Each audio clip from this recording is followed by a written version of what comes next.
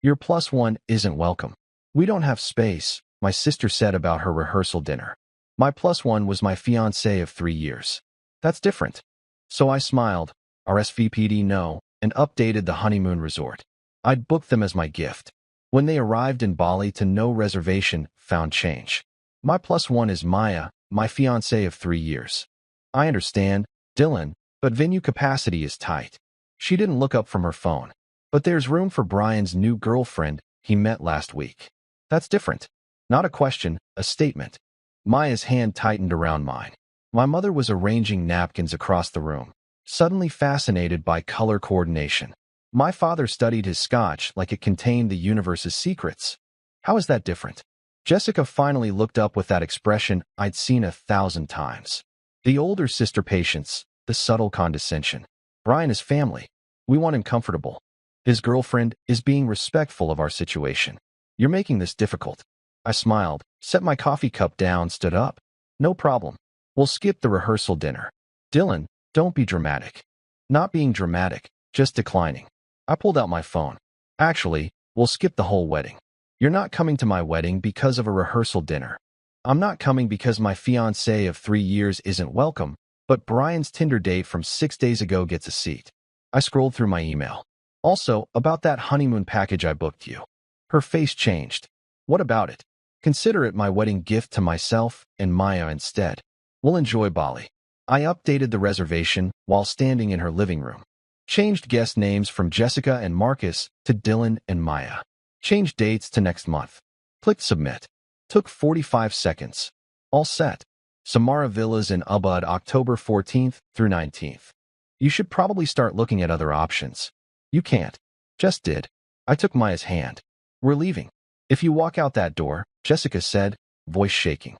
Don't bother coming to my wedding. I looked at her, my older sister, who I'd spent my entire life trying to please. Okay, I said, and we walked out. My name is Dylan. I'm 37 years old. I work as a barber. I own 3 barber shops across the city. Fade Authority on Market Street, Executive Cuts in the Financial District, and Crown and Comb in Riverside. Most people in my family think I just cut hair for a living and probably make about $40,000 a year. What they don't know is that my shops gross $1.2 million annually. I have 11 barbers working for me, plus 2 receptionists and a bookkeeper. I personally cleared $340,000 last year after expenses and taxes. I bought my first shop 5 years ago for $87,000 cash. Turned it profitable within 8 months. Opened the second location 2 years later, the third 18 months after that. My house, a 3-bedroom Craftsman, I bought 3 years ago for $285,000. Also cash, no mortgage. My family has no idea because I never told them. I don't post about money on social media. I wear jeans and t-shirts. I drive a 7-year-old F-150. I live quietly. Jessica thinks I'm barely scraping by. She's a corporate attorney pulling in $190,000 a year and makes sure everyone knows it. Brian is a pharmaceutical sales rep making maybe $85,000. Our parents are comfortable but not wealthy. I'm the middle child. Jessica is the achiever who did everything right. Brian is the charmer who could do no wrong. I was just there. The one who didn't go to college. The one who could have done more. I started cutting hair at 16 because I needed money. Dad's hours got cut. Mom's salary barely covered groceries. Jessica needed college application fees, $900 total. Brian needed new soccer equipment.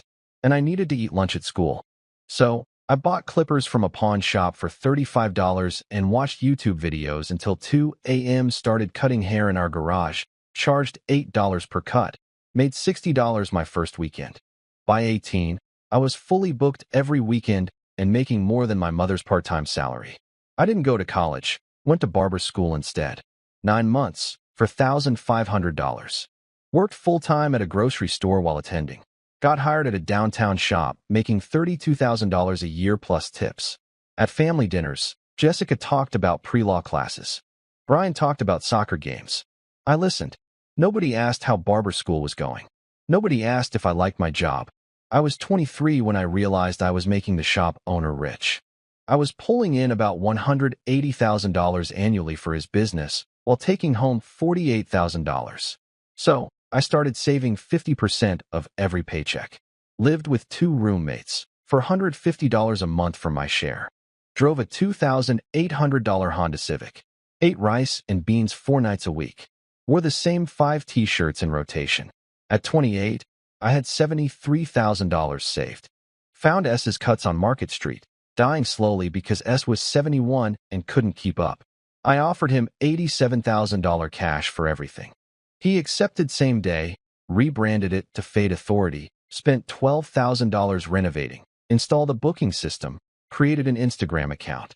Within 8 months, I was profitable. Within 2 years, I had 3 barbers working for me and enough saved to open a second location. Nobody in my family knew. When I opened my second location, Jessica heard about it from a friend. So, you have 2 shops now. Must be expensive to maintain. It's manageable. Are you doing okay financially? Do you need help? I almost laughed. I'm good, Jess. She didn't ask how much I made. She assumed I was struggling and offered help from her position of superiority. I let her assume. Why? Because the family dynamic was set. If they knew I was successful, everything would change. Jessica would resent me for succeeding without a degree. Brian would suddenly need loans. My parents would expect me to fund everything. So, I kept quiet, drove my old truck, wore ratty jeans, said business is good, and changed the subject. Maya noticed something was wrong. We met 4 years ago. She's a hairstylist who owns her own salon and makes about $95,000 a year. We started dating and got engaged 7 months ago. 2 years into our relationship, we were at my parents' house for Sunday dinner. Jessica was talking about her new $62,000 Audi, financed over 6 years. Brian talked about his $4,800 Cancun trip on a payment plan. My mother asked if we'd taken any trips. We went to Portland last month, I said. That's nice, Jessica replied without looking up. Affordable. Smart for your budget. Later in the car, Maya said, they talk to you like you're broke. I know. Why do you let them? I didn't have a good answer. The truth was, their assumptions bothered me less than the alternative. If they knew I was successful, the dynamic would explode. I liked my peace, or so I told Maya. The pattern continued. Brian's 30th birthday, my parents threw him a party. Total cost, $3,800. My father pulled me aside and said, Dylan, could you pitch in? Maybe $800. What about Jessica? She'll pay us back later. She didn't, but I paid $1,200. My third contribution. Jessica never paid them back. Brian didn't thank me. He thanked our parents. Maya drove home in silence. They treat you like the default payer, she said. It was Brian's birthday. Your birthday was 3 months ago. Did anyone throw you a party? They took me to Olive Garden. $76 total, split 3 ways. I paid for my own meal. Jessica got engaged to Marcus 6 months ago. He's a financial analyst making $145,000 a year. Drives a leased BMW. Nice guy, very concerned with appearances. The engagement party was at Stellino's, an upscale Italian place where entrees start at $48. 28 people. When the bill came, $4, $200, Jessica looked at me expectantly. Dylan, you're doing well with multiple locations, right? Could you cover this? We'll pay you back. I covered it. They didn't pay me back. Then came the honeymoon conversation. At brunch, Jessica was scrolling through resort photos. We're thinking Bali, Samara Villas in Ubud. But it's so expensive, $6,800 for the week, she sighed. Maybe we'll do something smaller. Less Instagram-worthy, but more realistic. Maya's expression said, don't do it. I did it anyway. I'll book it for you, I said. Wedding gift. Jessica's eyes lit up. Really?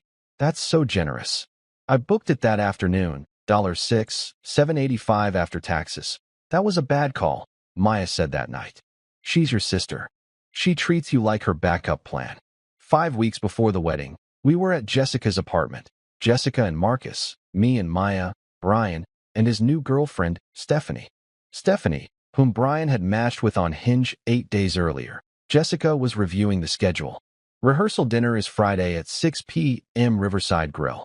47 guests. Am I on the list for a +1? I asked. Actually, we're really tight on space, she said. Just family and the wedding party. Keeping it intimate. Maya's my fiancée. I know, but we're trying to keep it close. I looked at Stephanie, sitting close to Brian, her hand on his thigh. What about Stephanie? She's invited. She's been dating Brian for 8 days. That's different. How is that different? Her voice sharpened. Brian is family. We want him comfortable. You're making this complicated. I'm making this complicated because my fiancé of 3 years isn't invited, but Brian's dating app match gets a seat. The venue capacity is firm. I've already cut people I wanted there. This isn't personal. Who did you cut? Maya asked quietly. That's not relevant. Marcus's college roommate. Maya said. The one you've met twice? Jessica's face flushed. The seating is final. I stood up. Then Maya and I won't be there. Don't be dramatic. I'm declining an invitation that doesn't exist. You're still coming to the wedding, right? She asked, and I looked at Maya. 3 years together. Engaged for 7 months. Her family embraced me after 3 months. They treated Maya like gold, which meant they treated me like gold. My family couldn't give her a seat at a rehearsal dinner. I don't know, I said. It's my wedding, Dylan. And Maya's my fiancée. She'll be at the wedding itself? This is just one event. After everything we've done for you. Can't you let this one thing go? The room went silent. What have you done for me? I asked calmly. When were you there for me? When I worked 3 jobs through barber school. When I ate rice and beans 6 nights a week to save money. When exactly? We didn't know. You didn't ask. You assumed I was struggling because I didn't go to college. You need me to be less than you so you can feel successful. That's not true. I paid $1,200 for Brian's birthday. Did Jessica ever pay Dad back? I paid $4,200 for your engagement party. You said you'd pay me back, did you? I booked your honeymoon for $6,785. You make $190,000 a year.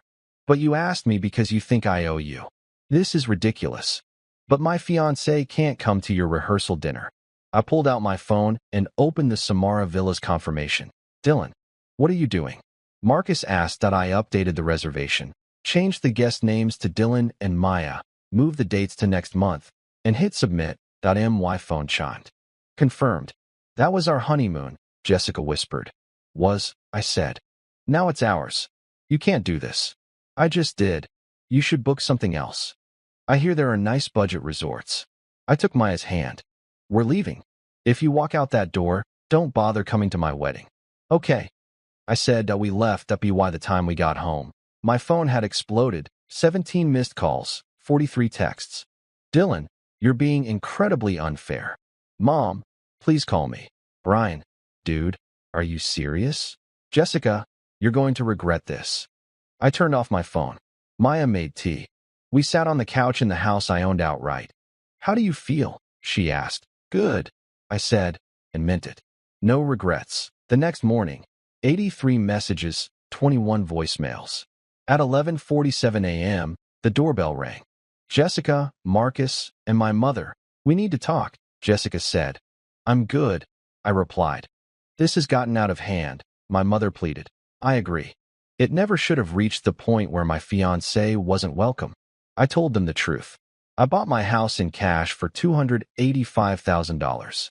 I own 3 barbershops grossing over $1 million a year.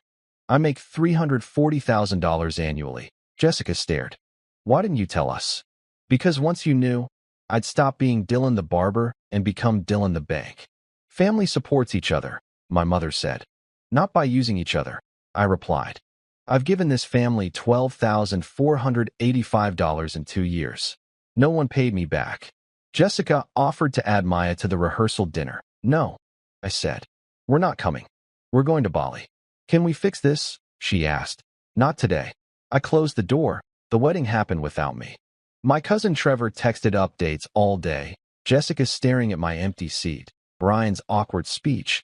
Half the family quietly agreeing with me. 3 days later, Trevor texted again. Dude, check your voicemail. Jessica's calling from Bali. The messages were panicked. The resort had no reservation under their names. The booking had been changed to mine for next month. They had nowhere to stay. Jessica cried. Marcus begged. Then Jessica turned angry, accusing me of ruining everything that I deleted the messages. That night, Maya came home. I told her what happened. She tried not to laugh. If it's wrong, she said, I don't want to be right. We ordered Thai food and watched a movie. Somewhere in Bali, Jessica and Marcus stayed in a budget hotel an hour from Ubud. The honeymoon they actually paid for. I slept great. 3 months later. My father came to my shop. I owe you an apology, he said. We got comfortable thinking you couldn't amount to anything. That was wrong. My father handed me an envelope, a check for $12 for 85. Why now? I asked. Because Trevor told me how successful you are, he said. He asked why we treated you like a failure. I don't need the money, I told him. I needed to be seen as someone with value, not just someone who pays. 5 months later, Jessica sent a handwritten letter. She apologized. She admitted she'd been jealous for years. Jealous that I found success without the traditional path she struggled through. The rehearsal dinner was about control. Bali was the wake-up call. Spending her honeymoon in a cheap hotel made her realize I'd always had power. She just chose not to see it. That I replied weeks later. I'm not ready to let you back into my life yet. Show me change through actions, not words. She wrote back. Fair. Maya and I went to Bali the next month. 5 peaceful nights. No drama. Just us. That we married that September, small vineyard ceremony. My parents came. Jessica and Brian didn't. I was okay with that. 2 years later, my relationship with my parents is healthier. Jessica and I are slowly rebuilding. She's in therapy. Brian and I don't speak. My businesses are thriving. I opened a 4th shop. Maya is pregnant. We're having a daughter. My grandmother used to say, blood makes you related. Loyalty makes you family. This story isn't about revenge. It's about invisible labor and conditional love. Dylan wasn't respected because his family decided he didn't deserve reciprocity. The Bali cancellation wasn't cruelty. It was a boundary with consequences. Sometimes the most loving thing you can do is stop absorbing disrespect. I chose myself. I chose Maya. Best decision I ever made.